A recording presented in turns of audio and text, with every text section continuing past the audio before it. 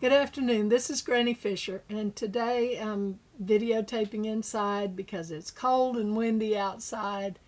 And also, I wanted to have access to my computer monitor so I can give you some information regarding prepping. Now, I've always been resistant to using that term prepping because it sounded too mainstream, it sounded too faddish, considering we had been preparing for hard times for several years before prepping became a thing.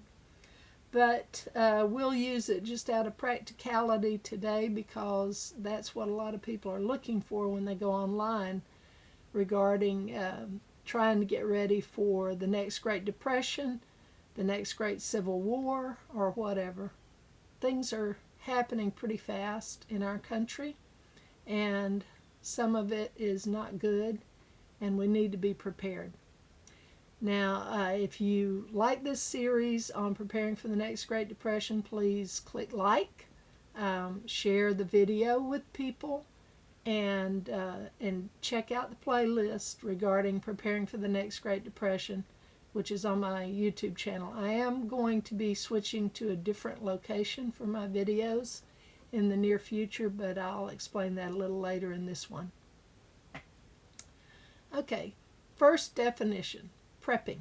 It's short for preparing. And if you've ever watched any of those prepping TV shows, reality shows, where they interview people who are prepping for this or that, you know that a lot of people prep for different things. Some people prep for war, some people prep for pandemic, and they're the ones this year saying, hey, we were right. Some people are prepping for civil unrest, some people are prepping for economic collapse, EMPs, all that kind of stuff. So basically, prepping is what the Boy Scouts used to always do. Be prepared. That was the Boy Scout motto, be prepared.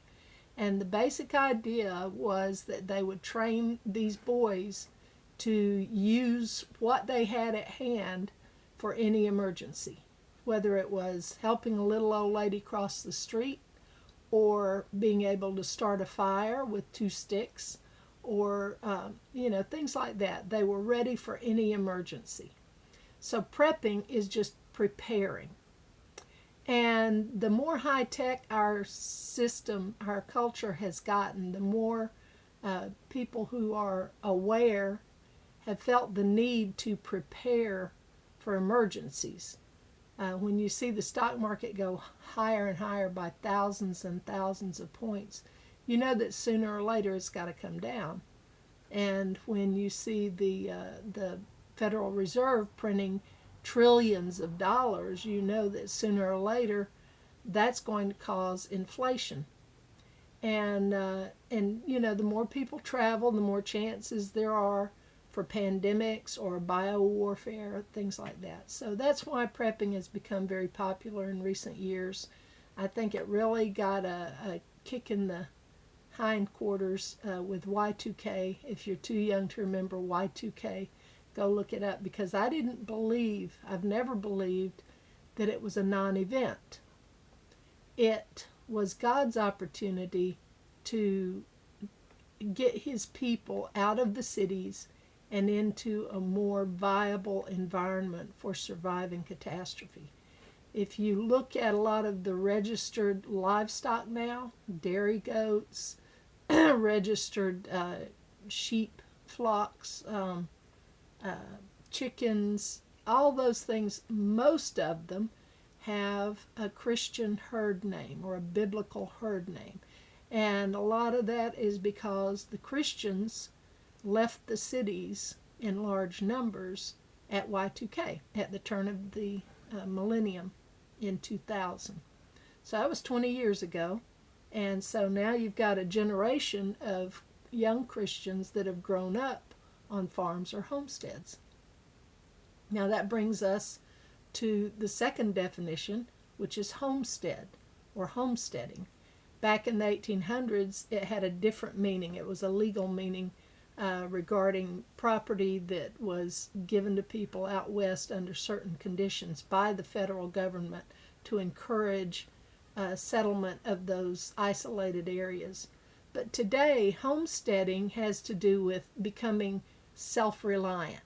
It means that you try to wean yourself away from the utilities, depending on the government, depending on other people to do things for you. So that if any part of our society collapses, whether it's the electric grid or the government or the financial system, if any part of our society collapses, you will be the least affected by it. And I'll give you a good example. My family, there were 6 of us in the family, my husband and me, 4 children, and a friend. A friend lived with us for about 2 years. So there were 7 of us, and we were homesteading a little place off the grid in central Tennessee, middle Tennessee, and we had no electricity. For 3 years we lived on this site, and for 2 of those 3 years we had no electricity, and the 3rd year we did get electricity in time for Christmas. We put up lights, but we didn't have running water the whole time. So we learned how to make do without those things. Well, we got to know our neighbors next door, Brian and Cheryl, and they lived just up the hill from us in a double wide, and we were living in a single wide on 5 acres. And one day Brian came jogging down the hill and said, "Are y'all okay?" And my husband said, "Yeah, what's the matter?" And he said, "Well, the power is off." "Oh, never mind." And we just laughed. And we hadn't had power in two and a half years, 2 years. And we still didn't have power at that point. And we just looked at him and laughed and said, "Are you okay?" Because we never knew that the power went off. If you use an outhouse, you never notice when the toilet stops working because there are no mechanical parts. There's no running water in an outhouse. If you are growing your own food, you don't notice when the cost of food goes up at the grocery store. So this is the idea behind homesteading. And for most people who are into prepping, homesteading is an integral part of that. If you live in the city, you can prep to a certain extent, but you don't have renewable resources. You might stockpile a lot of food, bottled water, medical supplies, batteries, rechargeable batteries, kerosene heat, whatever, but you have no renewable resources like someone out on some property raising goats and chickens and rabbits and garden and all that. So it's a little hard to prep without homesteading. But those are 2 distinct things. They intertwine, but they're not the same thing. Okay, there are several acronyms that you may have heard if you're just now getting into prepping. One is SHTF, and I'm going to use a bad word here because it's literally shit hit the fan. And they're talking about when things really go to hell in a handbasket. Things just completely fall apart. The whole society is disintegrated. That's what's meant by SHTF. Along with that, you have WROL, which is without rule of law. And we've seen a little snippet of that this year in 2020 as the riots broke out in places like Seattle and Portland and Minneapolis and Kenosha and New York. These cities have had situations where the law was pulled back. The government in those cities pulled back the police and did not allow them to do their job with regard to the rioters. So when you are without rule of law, lawlessness runs rampant and you have to protect yourself.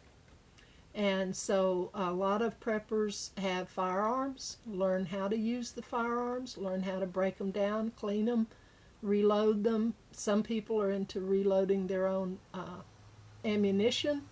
This year there's been a real shortage of ammo because under President Obama, the last lead mine in the United States closed down. And so we can no longer provide our own ammunition without importing something from somewhere else. And we were in the same fix when this pandemic hit because a lot of our medications were made overseas, and we were very vulnerable in that sense. So these are some things you have to stockpile because the resources to make your own are not available. But anyway, so a lot of homesteaders, a lot of preppers have firearms. They have other means of protecting themselves, large dogs, protective dogs like livestock guardian dogs. They reinforce the security at their home, on their locks, their gates, their fences, things like that, because the idea is that if we end up in a situation, WROL, without rule of law, or SHTF, then you need to be able to protect yourself. Now, a side issue to this is if you live in a small town, get to know your police officers. Get to know your sheriff and the sheriff's deputies, because they are very important in preserving the rule of law in your community, even if it falls apart elsewhere. So try and work on a micro level instead of a macro level. I don't think there's much we can do about the country as a whole except pray. But on a micro level, if we know our local leaders, if we make sure they know us, if we know the sheriff, if we know the deputies, if we, if nothing else, take some cookies to them at Christmas. Send them a Christmas card thanking them for putting their lives on the line for us. Your firefighters, your EMTs, any of the first responders, you need to show appreciation for them. If you have volunteer fire departments, you might want to volunteer. I'm a little old for that. I'm 65, soon be 66. But if you are in good health and you have some time to devote to it, volunteer with your local fire department, because they need the volunteers for one thing. Your house might be the one that they save, but also just to know those people, because they're very important in an SHTF situation. Okay, now there are a few things you might have heard in some of the prepping videos or blogs that you look at with regard to numbers. So like the rule of 3 is that you can survive for, you can survive for 3 minutes without oxygen. You can survive for 3 hours without proper shelter in a severe weather situation. You can survive for 3 days without water. You can survive for 3 weeks without food. So that gives you an idea of what your priorities have to be for simple survival. You need oxygen, you need shelter, and that includes appropriate clothing, blankets at night, sleeping bags, heat, a roof over your head. Don't get too wet, especially in cold situations, cold weather. You need water, good water. You need good water, food. These are some of the things you have to look for in your homestead, in your prepping situation. The rule of 3s. Okay, also you'll hear a lot about the 3 B's, which is the 3 basics of prepping are beans, bullets, and Band-Aids. If you have food, if you have medical supplies, and if you have some form of self-protection or homestead protection, you have to have those 3 to survive any kind of SHTF or WROL situation.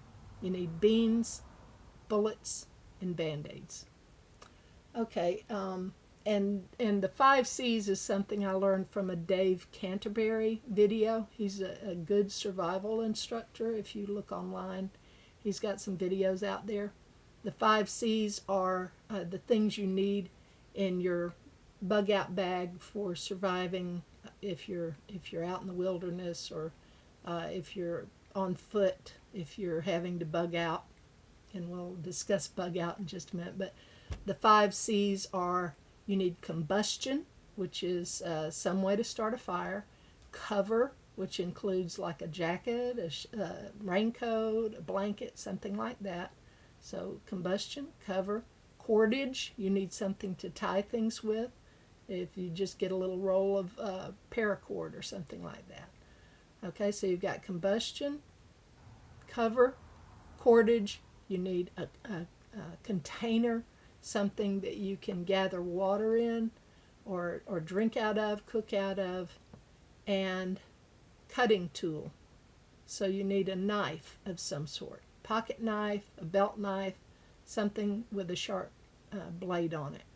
So those are the 5 C's for your bug out situation. Now bugging out means things get so bad where you're out on your homestead or in your apartment. If you're in the city, you can't stay and you have to have another place to go. That's bugging out. Bugging in is staying where you are and fording up and don't go outside, which a lot of people did during the beginning months of the pandemic in the United States, the COVID-19 pandemic. Okay, so bugging out means leaving. And so to leave, especially if you have to leave on short notice, you need a bug out bag. Now, bug out bag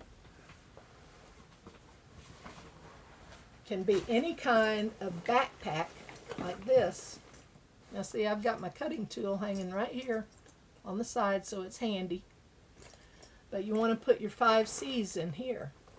Your cordage, your container, your cover, your cutting tool, and your combustion. You put these in here.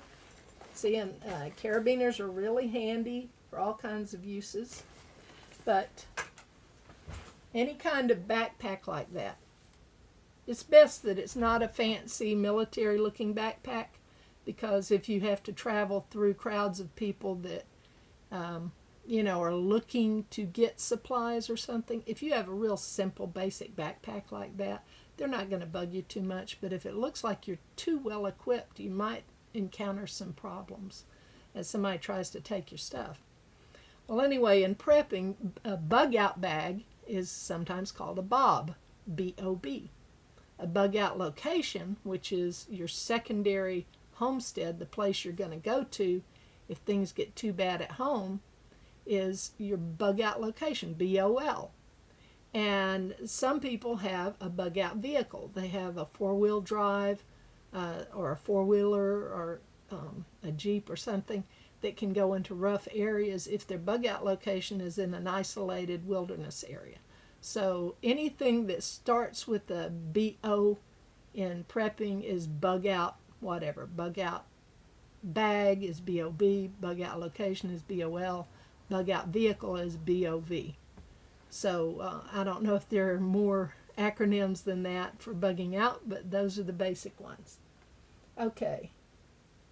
And the other thing is EDC is everyday carry. And that's the things you gather up and put in your pocket or in your purse if you're a lady, or in your coat pockets whenever you go outside your home. And that should be your basic protection. You probably need a cutting tool, a knife of some sort, a pocket knife, maybe some kind of little fire starting kit or a Bic lighter. Most people include their cell phone. These are your basic things that you put in your pocket when you head out the door. It's your everyday carry, EDC.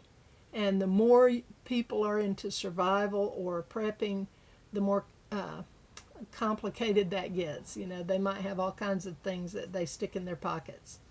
You might have a firearm, a little pocket pistol. That's not your primary protection, but it's a good close-up protection if somebody gets on top of you trying to attack you, rape or kill or rob. Then you've got something you can just point right at their belly and they will leave you alone. So these are the acronyms, the abbreviations that you run across a lot in prepping. And if you're new to prepping, these are the things you need to know as you're exploring your possibilities and researching what you can do as a prepper, a homesteader, and someone who will survive what's coming up. Because I truly believe 2021 is likely to be worse than 2020. And that brings me to my upcoming move. I'm going to move Granny Fisher to Libri. I don't know how they pronounce it because it has no vowels really. It's LBRY.TV. LBRY.TV. If you do the military alphabet, it's Lima Bravo Romeo Yankee dot Tango Victor. And I'm going to move over there because it is a free, open source, no tracking place where you can upload videos, and YouTube has become oppressively censorship oriented. It's owned by Google, which I sometimes jokingly refer to as the beast. But Google, YouTube, Facebook, Twitter, Instagram, they're all working together to control information. And that's a very dangerous thing in a free country. So be looking for Granny Fisher on Libri.tv, and you might want to go over there and check it out and join up. There are all kinds of good video producers on that platform. There's some bad stuff too. I saw some stuff that's of questionable taste, I would say. So you just have to kind of use your own discretion, but at least it's a free speech platform. My goodness, I really miss having a free speech platform available to the general public. But Gab is good as an alternative to Twitter. They're a free speech platform, and they don't track you. If you have an ad block or a tracker notification at the top of your monitor, you can look up there, and they have no tracking detected at Gab or at Libri TV. Also, Newsmax is a good source for news articles, and some people have been visiting Parler. I've tried that, and I found it to be not quite as Parler and BitChute are two alternatives, but they are not as user friendly. They're not as simple to use as Gab and Libri. But anyway, you can look for me on Gab at editor76, and you can look for me on Libri as Granny Fisher. This is Granny Fisher. I'll see you next time.